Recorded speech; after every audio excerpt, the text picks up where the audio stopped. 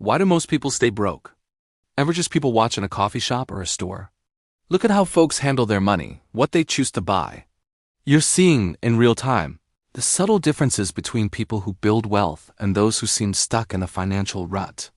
The hard truth is, a huge number of people are living paycheck to paycheck, and it's not always because they don't earn enough. The stats are a real wake-up call.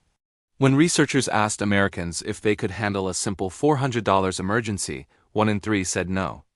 That's less than a typical car payment, yet for millions, it's a financial disaster waiting to happen. And this isn't just a problem for people working minimum wage jobs.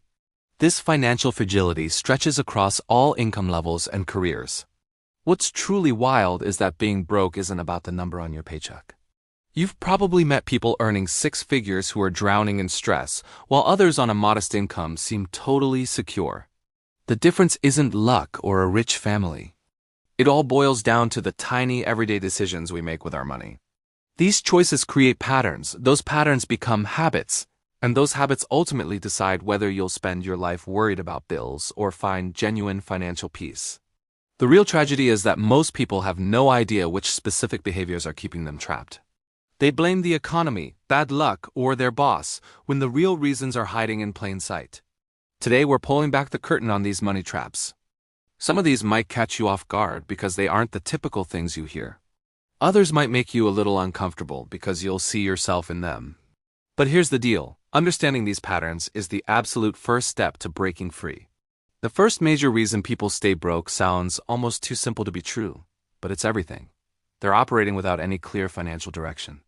Think about it. Would you start a cross-country road trip with no map, just driving? Of course not. You plan a route, know your stops, and have a destination. Yet, this is exactly how most people handle their financial journey. They earn, they spend, they might even save a little, but they have no specific finish line in mind.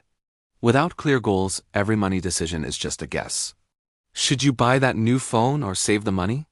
Work overtime or learn a new skill? These questions are impossible to answer smartly when you don't even know where you're trying to go. Financial goals give you a roadmap.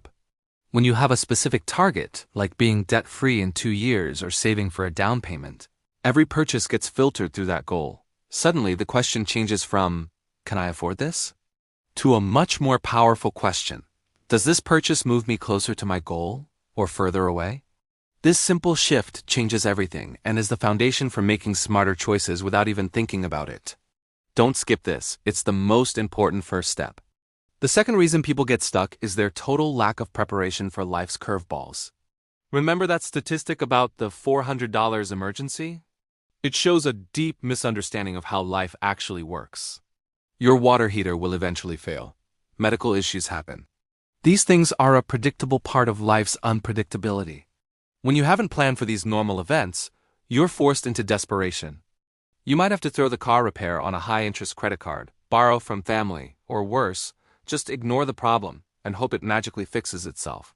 Each of these solutions just digs the financial hole deeper, adding more stress and often leading to even bigger, more expensive problems later on. An emergency fund isn't for a catastrophe, it's for Tuesday. It's for the normal, frustrating, and inevitable costs of just being alive in the modern world. It's your financial shock absorber. The third huge wealth destroyer is living without a spending plan. Most people would think you're crazy to run a business without tracking income and expenses, yet they run their own lives this way. They have a rough guess of what comes in and a fuzzy idea of where it all goes. But they lack the crystal-clear awareness that only comes from actually paying attention.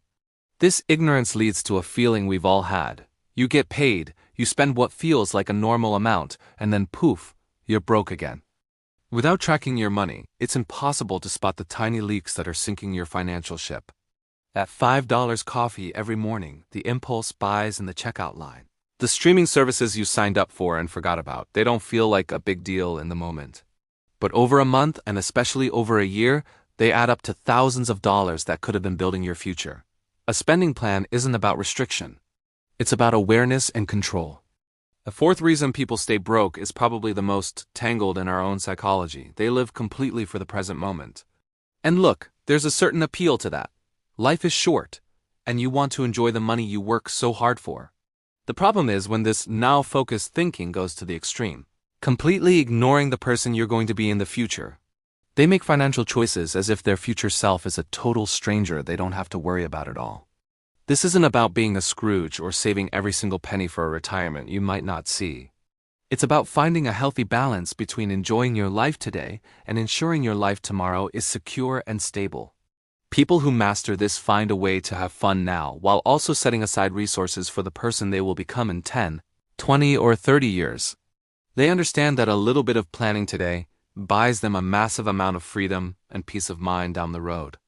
The fifth wealth-killing behavior is all about expensive habits that people often don't even see as major financial problems. These aren't just the obvious vices, though those definitely count. We're talking about spending patterns that feel normal but are actually massive drains on your wealth. Take someone who smokes a pack a day. At today's prices, that's easily $250 a month. Over a year, it's $3,000. Over a decade, that's a staggering $30,000, and that's not even counting the investment growth it missed.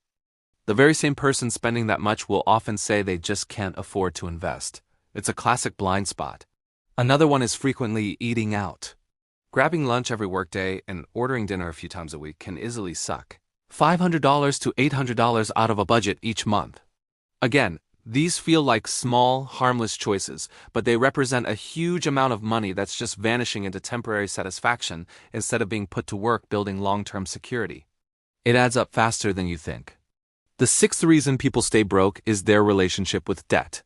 Specifically, their failure to tell the difference between debt that builds you up and debt that tears you down. Not all borrowing is bad, but most people treat it all the same. Productive debt, or good debt, helps you buy assets that can grow in value or produce income. Think of a mortgage on a rental property, a student loan for a high-paying career, or a loan to start a profitable business. These can help you build wealth faster. Destructive debt, or bad debt, is money you borrow for things that drop in value instantly and offer no financial return. This is your credit card debt from a vacation, a loan for a car that's fancier than you need, or financing for furniture and electronics. This kind of debt is a double whammy. You're paying interest on something that is worth less every single day. It traps people by letting them buy things they can't truly afford, creating a cycle of payments that suffocates their ability to save and invest. The seventh reason people can't get ahead reveals something a bit uncomfortable about us. They make buying decisions based on what other people will think, not on what actually makes sense for their finances. This is so common, it's almost the default setting in our culture, yet most people would deny they do it. Just watch what happens when someone gets a raise. Often, the first thought is about upgrading their car or house to signal their new status. This isn't about need. It's about perception. Someone buys an expensive watch not for telling time but for colleagues to see it. Someone leases a luxury car they can barely afford because of the image it projects. These choices are driven by a desire to create an impression, not by genuine enjoyment or practical need. The trap is believing that looking successful will somehow magically lead to being successful. They think if they dress the part and drive the right car, opportunities will just appear. It's an incredibly expensive form of make-believe. The real irony here is that the truly wealthy often do the exact opposite. They understand that every dollar spent on impressing others is a dollar that isn't working for them, growing and compounding. You'll see millionaires driving 10-year-old cars and living in modest homes because they value their financial freedom more than anyone else's opinion. Meanwhile, people who are one paycheck away from disaster are often the ones spending the most money trying to look rich. It's a performance that keeps them broke. The eighth money mistake is a fundamental misunderstanding of how cash should flow through your life. Most people have it completely backward. They pay everyone else first, the landlord, the credit card company, the grocery store, and then hope there's something left for themselves at the end of the month. This might sound responsible on the surface, but it's a guaranteed way to make sure saving and investing never happens. Life just has a way of expanding to eat up whatever income is available. Wealthy people flip the script entirely. This is the famous pay yourself first principle. Before a single bill is paid or a purchase is made, a set amount of their income is automatically moved into savings and investment accounts. They treat their future as their most important bill, one that must be paid without fail. Only after they've secured their own financial future do they figure out how to live on what's left. This simple change in sequence is one of the most powerful financial habits you can build. This shift creates a powerful psychological change. When you know you've already taken care of your future self, you make smarter decisions with the money that's left over. You're forced to be more creative about cutting costs and more motivated to find ways to earn more. It builds a discipline of living on less than you make, which is the absolute cornerstone of building wealth. It prevents that lifestyle creep where your spending just rises to meet every pay raise, leaving you in the same place but with fancier stuff. The ninth reason people stay broke is their relationship with risk. While some are reckless, many more are so terrified of any financial risk that they miss out on all the opportunities for growth. They hoard their money in savings accounts that earn next to nothing, while inflation quietly eats away at its value year after year. They avoid stocks or real estate because they're scared of losing money, not realizing that doing nothing is also a guaranteed way to lose purchasing power over time. It's a risk in itself. This over-the-top caution comes from a misunderstanding of what risk really is. Successful people don't avoid risk. They learn to manage it intelligently. The goal isn't to find a magic risk-free investment, it doesn't exist. The goal is to take calculated risks where the potential reward is worth it, while protecting yourself from a total wipeout. This fear also stops them from taking career risks, like starting a side hustle or moving for a better job, because of the uncertainty involved. The 10th wealth-destroying pattern is how people think about earning money. Most are stuck in the time for dollars trap. They work their job, get a paycheck, and believe the only way to make more money is to work more hours. This thinking puts a hard cap on your earning potential because there are only so many hours in a day. Wealthy people know that true freedom comes from creating multiple streams of income, especially ones that aren't tied directly to their time. This is the key that unlocks everything. This might be income from rental properties, dividends from stocks, profits from a business they own, or royalties from creative work.